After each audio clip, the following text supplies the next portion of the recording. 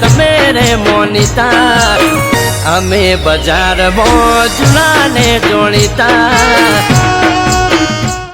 જય માતાજી, good morning all friend.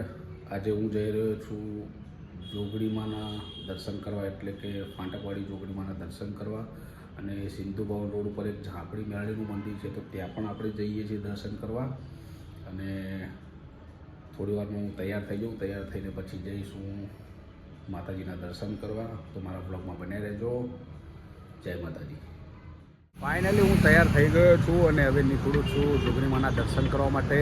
તો મારા બ્લોગમાં બને રહેજો અને હું બતાવું છું તમને આગળનો નજારો કેવો આવે છે, હું ક્યાંથી જવાનો છું. અને મારા મોટા બાપાના દીકરા એટલે કે દિલીપ મકવાણા, એમને પણ મળવાનું છે. તો તક્ષશિલા કરીને એપાર્ટમેન્ટ છે, તો એ ત્યાં ઊભા છે. એમને પણ મળી લઈશું આપણે, બ્લોગમાં એમને પણ લઈશું. અને મળીએ અત્યારે આપણે જોગણીમાના ધામે, એટલે કે ફાટકવાડી જોગણીમાના દર્શન કરવા. જય માતા.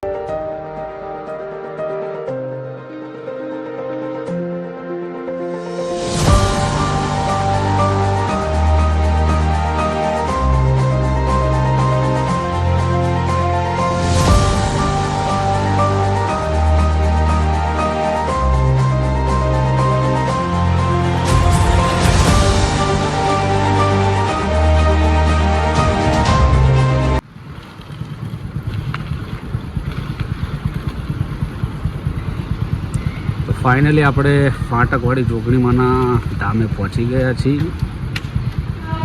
તમે જોઈ શકો છો. ને ખરેખર ફાટકવાડી જોગણીનું નામ લેતા જ અહીંયા રેલગાડી આવી ગઈ છે. ગરબા પણ જોઈ શકો છો. આ છે સિલજ બ્રિજ અને આ છે ફાટકવાડી જોગણી.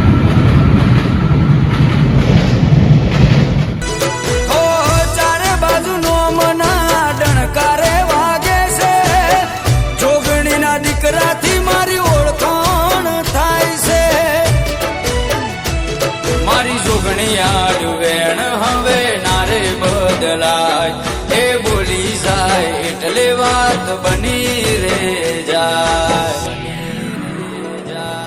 દુનિયા ભલે ભૂલું, મારી જોગણી ના ભૂલાય રે.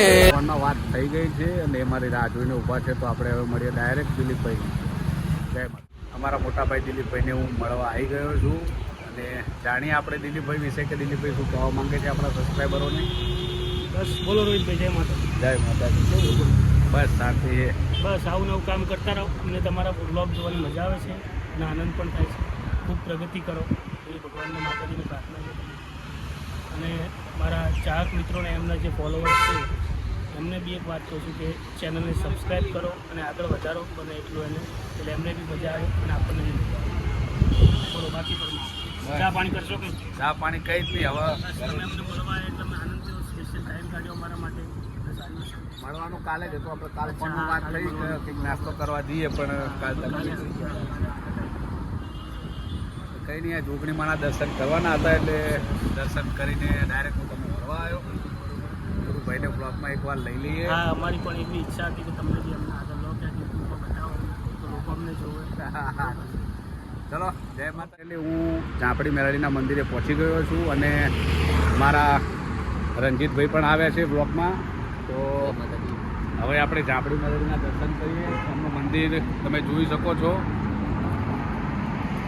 અને આપણે રાજભાઈ મકવાણાને કહીએ કે તમે આપણા સબસ્ક્રાઈબરોને શું કહેવા માગશો? બસ અમારું વધુ ને વધુ એવું કહેવા માંગીએ છીએ કે તમે લાઈક કરો, સબસ્ક્રાઈબ કરો અને જેટલું બને એટલું આગળ વિડીયો શેર કરો.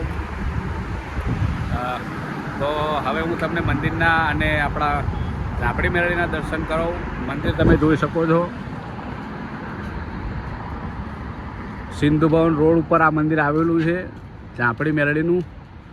તો માતાજીની મૂર્તિના પણ તમે દર્શન કરજો, ઝાંપડી મેળાડીના.